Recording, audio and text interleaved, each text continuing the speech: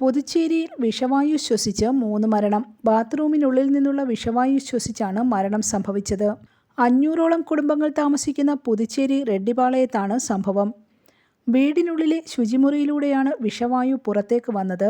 2 സ്ത്രീകളും 15 വയസ്സുള്ള പെൺകുട്ടിയുമാണ് മരിച്ചത്. വിഷവാതകം ശ്വസിച്ച 2 പേർ ഇപ്പോൾ ചികിത്സയിലാണ്.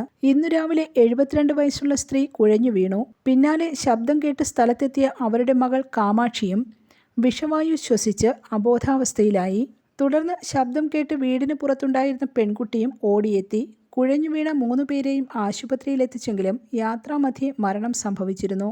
റെഡ്ഡിപാളയം, പുതുനഗർ മേഖലകളിലെ മുഴുവൻ മാൻഹോളുകളും തുറന്ന് പരിശോധിക്കുകയാണ്. പ്രദേശത്ത് കനത്ത ജാഗ്രതാ നിർദ്ദേശം പുറപ്പെടുവിച്ചിട്ടുണ്ട്. പ്രദേശത്തു നിന്നും വൃദ്ധരായ ആളുകളെയെല്ലാം ഒഴിപ്പിച്ചു. സ്ഥലത്ത് ഉടൻ തന്നെ മെഡിക്കൽ ക്യാമ്പ് സജ്ജീകരിച്ച് എല്ലാവർക്കും ചികിത്സ നൽകുമെന്ന് മുഖ്യമന്ത്രി അറിയിച്ചു. News desk, press Malayalam.